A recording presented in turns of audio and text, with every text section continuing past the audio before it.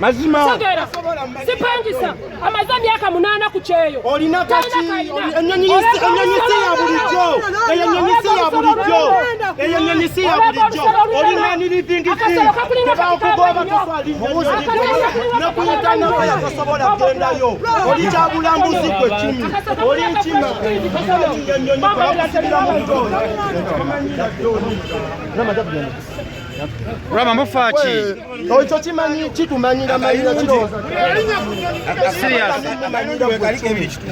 ne bannaye kyoga ebiri kitundu naye nga nsenge storage alali abula era akakono kebiri akakujasa akakono omukono bagenda bali skini aboka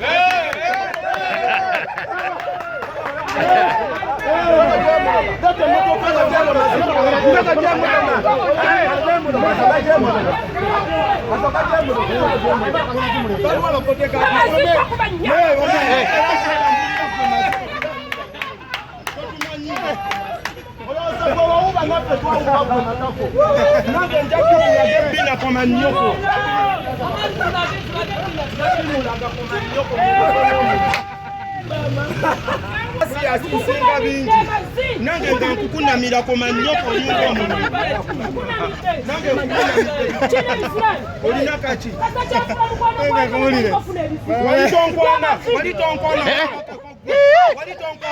Wenyiza okwebakako gwe mazi sisobola kuzina gwe mazi gwe nange yakabimatako tosobola kukola ki owunya obusolo sisobola kwebakako kalinga kati kamannyo kalinga tuspi ikola kakunze senazimba manyo motoka yange ogiraba oyeruwa wazena motoka kigwe mazi tozena apa yange yiyo yiyo oba oyagala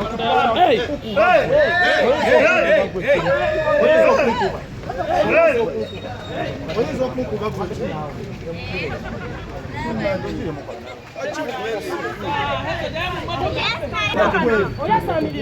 mwana wangu tugende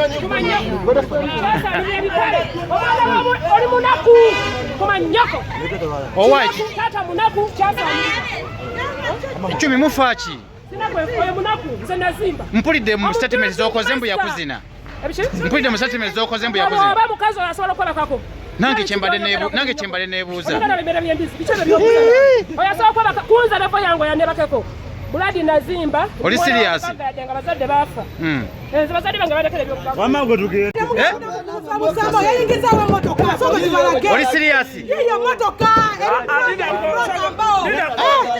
emotoka ziri wano mpitirivu nendala liri wali twasoma batanga oli mu bantu 1000 babulaba soko kyogamba abamawulire badde bazalawo abamawulire bazalawo educated enough men they work they can do we can produce it they should respect people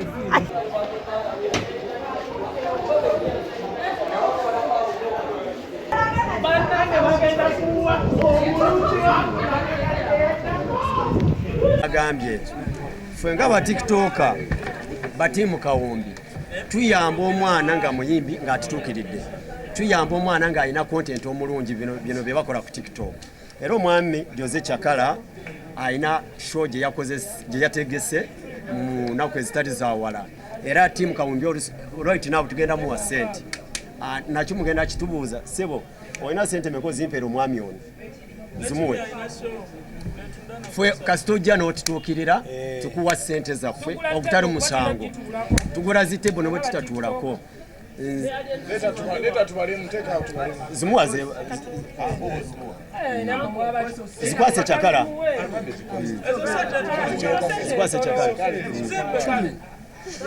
zikwase chakala zimukwase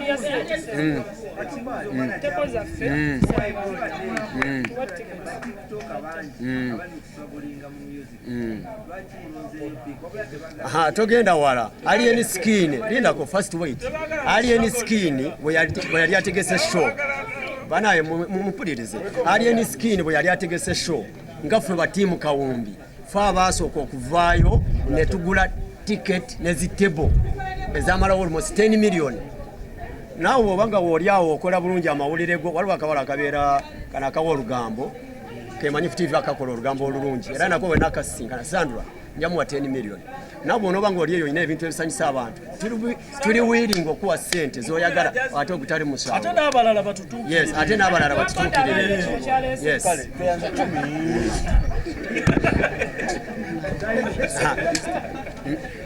mukyalina kyemubuuza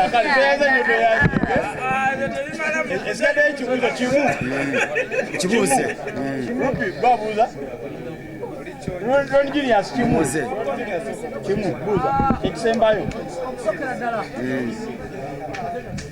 birthday to me. The reason as to why I'm here today, because of this guy. He's someone who called me some time back through my mom. Nagamba mami wange baba debo ba mikwano. So he's like, I love your daughter and her talent, and I'm not really into the music industry, but I'm someone who wants to be there and be like a father to her in the industry. I don't want to manage her because I'm not a manager. I don't want to do anything with music, but I want to be there, fund her and father her musically. So I was already having issues with managers, me personally. I don't know, should I can say because Sagara blaming now. I was already having issues with them. So I'm like, if I have someone who can just be there to further my career and be there for me, I personally know what I want for my career. So when bano omuntu anyambako pushing change agala echa career yange nga tagenda kumpa pressures aba managers abambye bakola, then I would find that more better for my music career. So I was like, I want to show you to the people, and I'm here to show you my father in the music industry.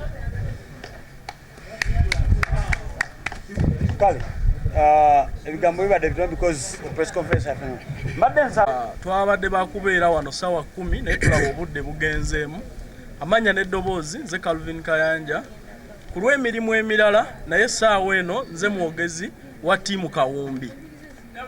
Tuli ku nsonga wano eya Pinki era nga ntambudde ne mukama wange Abao Frank okulaba nti tubaako ettaffaali byetussa ne bye tugenda okwanjula olwaleero ku kaliya ya Pinki n'ensonga y'okupromotinga music we. Kale kayanza nnyo Calvin, thank you very, very much. Badde nsaba emizindaalo egyo gisogegiddeko eno. We are having a TikTokers event. You have a content creator. You know, your official content creator event. You have a TikTokers. Kale kwegamba mukutwaliza awamu bebana abaana abasookedde ddala okutegeka ekivvulu nga sibyajja bebana abaana abasookedde ddala okuteekerateekera ekivvulu ekyaba TikTokers nga ba content creator nga baffe bawaka mu nju. Buli azanya comedy, buli yeemoola, buli akola atya solo nga oli content creator ku TikTok. Bano abaana batulaze ekintu kinene nnyo. So olunaku olwaleero njagala mbabuulire nti musajja waffe Frank Abaho ng'abeereddewo nnyo ba TikTokers mu ngeri ey'enjawulo, ng'olunaku leero Frank yasazeewo n'agamba nti kankebere mu ndyanga nzijemu kyenzijjamu nsobola okulaba nga nsapootinga abaana bano. Tiimu nnene nnyo weebale nnyo. So Jose, Soko obuze ku bantu n'oluvannyuma ankabaha abuze ku bantu tweyongereyo. Mino manya tubaagala nnyo. Gamba ebbanga litukoledde nga tukola ebintu ebyo tusalawo katubikwale tusalewo aye tuve nga tusobola kubiteeka live. Omuntu alina wasobisanga tusobola ogenda e Masaka nga tusobola ogenda yonna gy'oba otukola ki gy'oba otwagala. So ndowooza kyekyo tujja kuba tubiteekayo nga 25 tujja beera kula punta. Tusaba buli omu tuwerekereko tukikwatako ekimu. Tuli bulala ssebo. Nawe oli bulala. Ebigambo byange nga nze pulezidenti wa TikTok navuddeyo yagadde tusapootinga mu ekivulo bakiyita batya tuli bulala concert siguze tiketi siguze table wabula sponsorize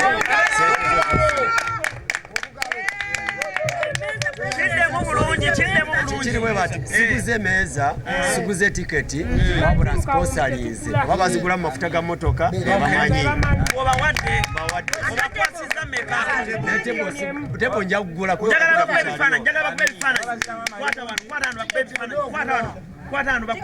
eri miliyoni emu badde okulamu amafuta g'emmotoka oba oziryamu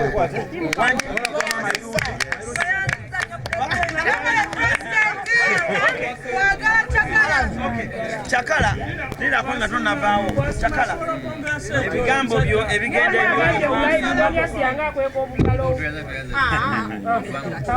mu kawumbi okumuyambako ku lugendo lwe lwagenda. So tetuli ba manager zigenda mu lugendo lwagendamu e Nigeria aku mirimu gya kolabo nga bw'ajjo bannyonnyola. Tetuli ba manager ba Pinki, ffe tuli kibiina ekiteeka akawumbi ku buli talent nga bwe tubannyonnyodde nti n'omuyimbi ali eyo oba oyo gwe tunaasanga era naye tujja kumuteekako ettaffaali. So ku lwa tiimu kawumbi njagala kwandinga ssente zino ziri $2,250